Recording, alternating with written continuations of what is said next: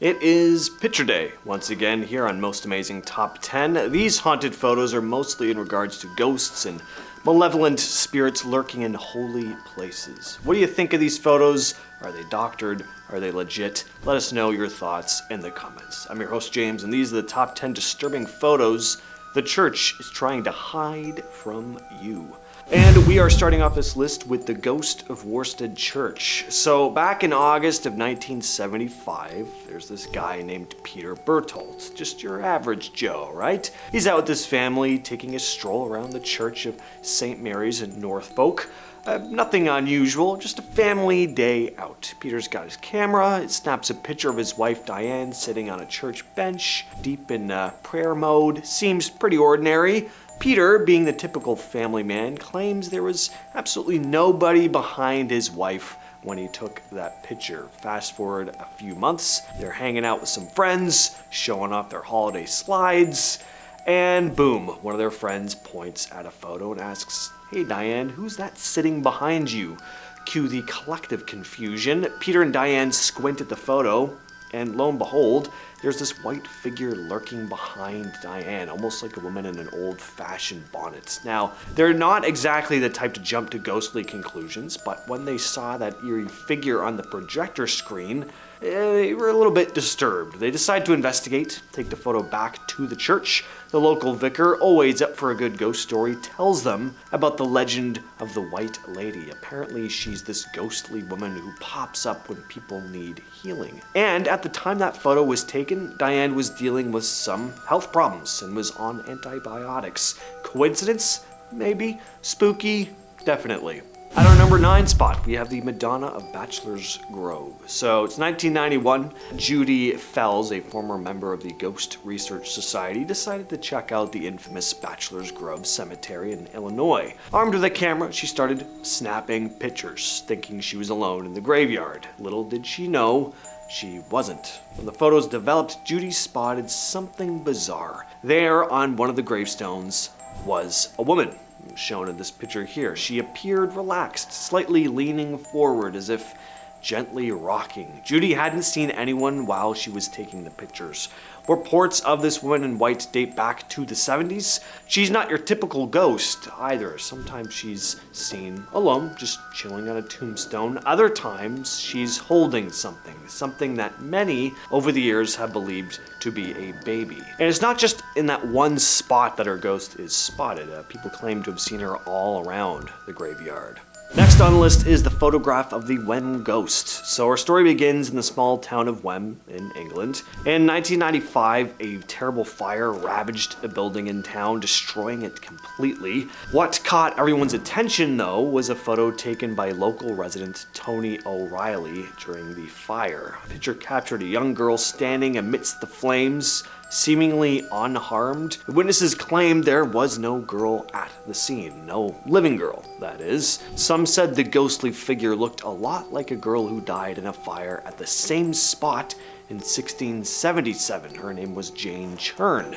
According to legend, her ghost occasionally appeared in the town. Experts examined the photograph, attempting to debunk it, but there was no conclusive evidence. Tony O'Reilly, the man behind the lens, was said to be a straightforward and honest guy. He insisted that he hadn't noticed the ghostly figure when he took the photo and that he hadn't doctored it whatsoever. Number 7, the Brown Lady of Raynham Hall. Back in 1936, Captain Hubert C. Provand snapped a pic in Raynham Hall, Norfolk. It would go on to be one of the most well-known ghost photographs of all time. He happened to capture the ghostly figure of an entity known as the Brown Lady. According to the story, she's Lady Dorothy Walpole, a woman who got the short end of the stick back in the 18th century. She had an affair. Hubby found out, decided to lock her away in a dark corner of the mansion. She got hit with smallpox in 1726 and died a pretty miserable death. Visitors and staff at Raynham Hall have claimed to bump into this ghostly lady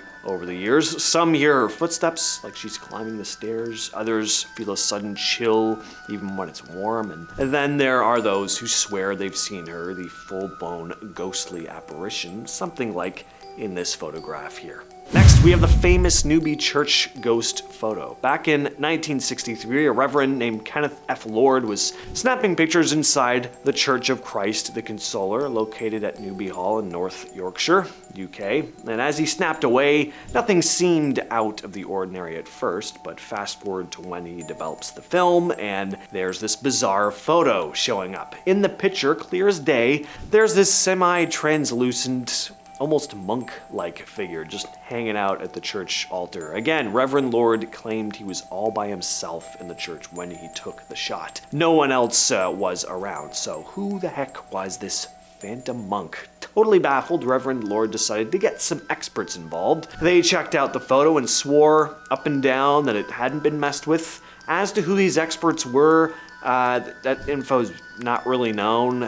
There's a good chance these supposed experts were of the self-proclaimed variety, but creepy picture regardless. And at our number 5 spot, we have the Sefton Church ghost photograph. Alright, so in Merseyside, England sits Sefton Church, just a hop and skip north of Liverpool. Now, back in 1999, a photographer named Brad Steiger was out there, camera in hand. There was another photographer right next to him, both of them doing their thing. While they were clicking away, Steiger managed to capture something strange. In one of his shots, clear as day once again, there's a figure that looks like a priest. Not weird to see a priest in a church, but again, there were apparently only 2 people in the church at the time, neither of which were dressed as priests. No fancy setups, no eerie lighting here, just a random day, 2 guys with cameras, and a photo of a phantom priest. There's also a pub next door to the church called the Punch Bowl, which is supposedly haunted.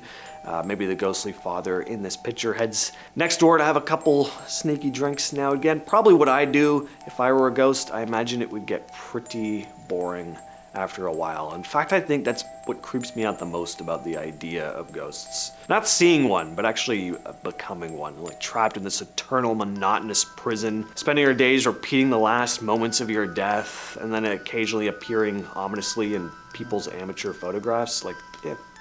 Something to look forward to. Number 4, St. Botolph's Church Ghost. In 1982, a photographer, Chris Brackley, snapped a photo of St. Botolph's Church, not suspecting anything unusual, but when the film was developed, a mysterious figure appeared by the balcony. This one is a bit harder to spot, but just kind of take a close look in the top right-hand corner there. Brackley swore he hadn't seen anyone there when he took the shot. The photo underwent rigorous analysis, ruling out double exposure or equipment glitches. Brackley's gear was working fine, yet the unexplained figure was there. A few years passed, and Brackley was then contacted by a builder who had worked on a crypt restoration at the same church. And during the restoration, a wall was knocked down, revealing a disturbed coffin, and inside was a woman whose face that the builder said eerily resembled the figure captured in Brackley's photo. Next up, we have the Coventry Specter. In 1985, there was this prayer meeting at St. Mary's Guildhall in Coventry, England. Members of the Coventry Freeman organization gathered for a prayer meeting. They were your typical group, all suited up and bowing their heads in prayer.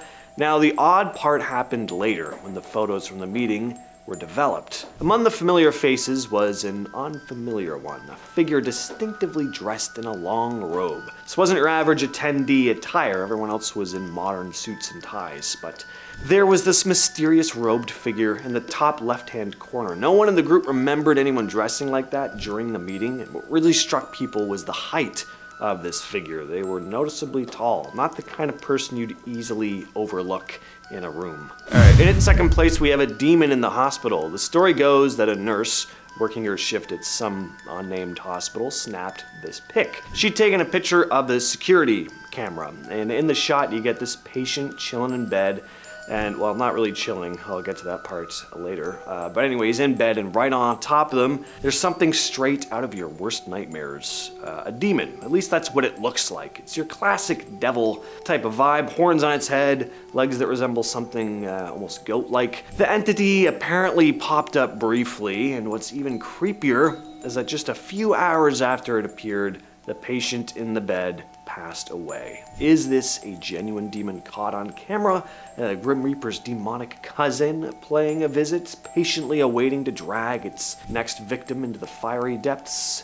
I don't know. Why don't y'all let us know in the comments. Finally, we have the Pine Hill Cemetery ghost. In Pine Hill Cemetery, a series of photographs captured by Tyler Karanasios brought attention to the possibility of paranormal activity in this quiet burial ground. What initially seemed like routine snapshots changed when he took a closer look at the pictures. As Karanasios enhanced the images, an eerie figure, almost like a woman wearing a veil, appeared in the background. He hadn't noticed anything when he was actually taking the pictures. It only showed up later. Pine Hill Cemetery in Hollis, New Hampshire has been rumored to be a hotspot for paranormal experiences. If you're thinking the figure is just a headstone, by the way, there was another photo taken during the day which shows that there is no headstone in that spot. And with all of that said, I've been your host James, and I'll catch you, yes you specifically, in the next video.